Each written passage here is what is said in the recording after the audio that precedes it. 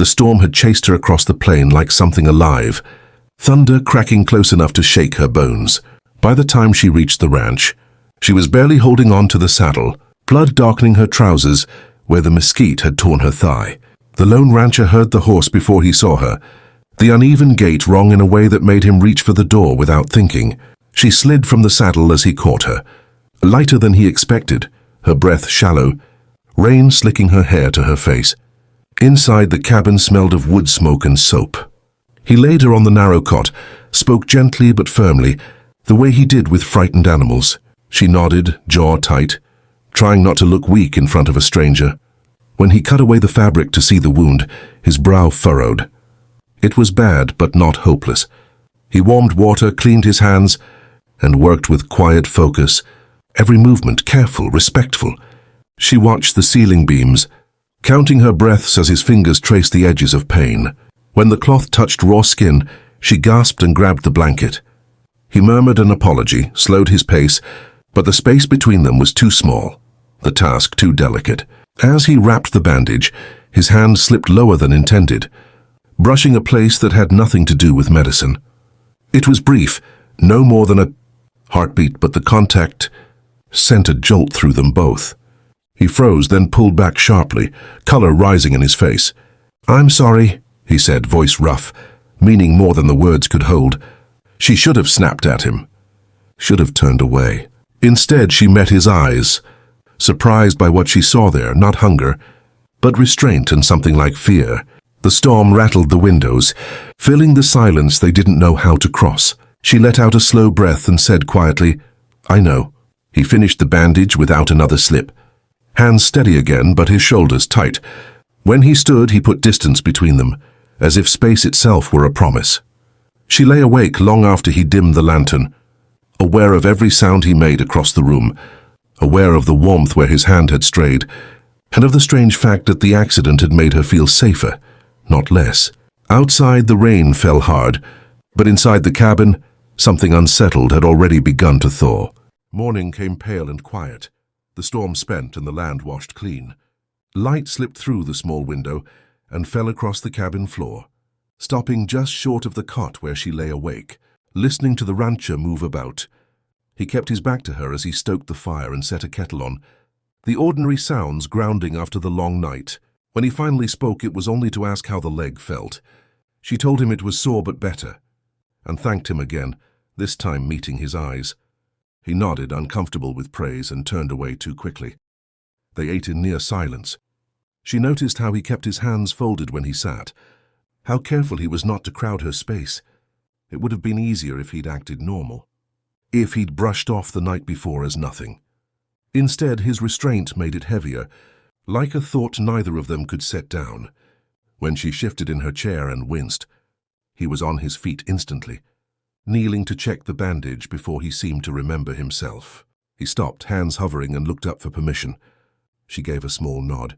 As he unwrapped the cloth, his touch was deliberate, almost reverent. He explained what he was doing, every step, as if words could build a fence between them. The wound looked clean. She relaxed, letting herself lean back, and noticed how close he was, how the air warmed between them. "You live out here alone?" she asked, partly to break the tension. He answered without looking up, said he'd gotten used to it. The way he said it told her he hadn't. When he finished, he sat back on his heels, relief plain on his face. She teased him gently, said he handled it like he'd done it 100 times before. He smiled then, brief but real, and the smile changed him. The man who had seemed closed and careful softened, just enough to let something human show through. She realized she liked that she'd seen it, liked that he trusted her with even that small thing. Later, when he helped her stand, his hand at her elbow lingered a moment longer than necessary. This time there was no slip. It was a choice, quiet and unmistakable. She felt it and didn't pull away. The ranch was still, the day stretching ahead of them, and she understood that what bound them now wasn't the wound or the accident, but the shared awareness of how easily a line could be crossed and how carefully they were choosing not to. By the third day, the ache in her leg had dulled to a manageable throb, the kind that reminded her to move slowly, but no longer demanded all her attention. She tested her weight by the door, The rancher close enough to catch her if she faltered, though he pretended not to be watching. The cabin felt different now, less like a place of refuge and more like something temporary, and that unsettled her in ways she hadn't expected. She packed her few things carefully, aware of his presence behind her, aware of the silence stretching between them. He insisted on checking the bandage one last time. His touch was light, confident now, and when he tied the cloth, his fingers brushed hers deliberately. She looked up, searching his face. Than found honesty there, no confusion, no apology this time.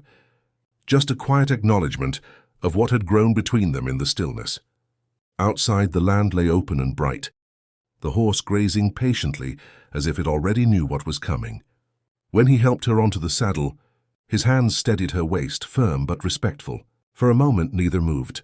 The world seemed to narrow to the space between them, filled with unspoken understanding. She told him she didn't know when she'd pass this way again. He said the ranch wasn't going anywhere. It wasn't a promise exactly, but it felt like one. She rode out slowly, the rhythm of the horse familiar and comforting.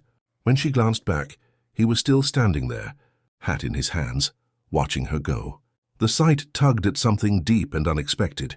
She realized then that the wound that had brought her to him would heal completely, but the mark he'd left by accident at first, by choice afterward, would linger. As the distance grew, he returned to his chores, but the ranch felt changed. The silence he'd once worn like armor now felt thin, almost fragile. He found himself listening for sounds that weren't there. Footsteps, a voice, the echo of laughter that had briefly filled the cabin. He knew better than to chase after what might only be a passing moment. Yet he also knew some moments reshape a man, leaving him less alone even after they're gone. That evening, as the sun sank low, he stood on the porch and looked out across the land. Somewhere beyond the horizon she was riding on, carrying her own thoughts of a lone rancher, who'd been careful when it mattered, and human when it counted. The day faded, but the sense of possibility remained. Quiet and persistent, like a wound that had healed strong, but never quite forgotten the touch that first made it ache.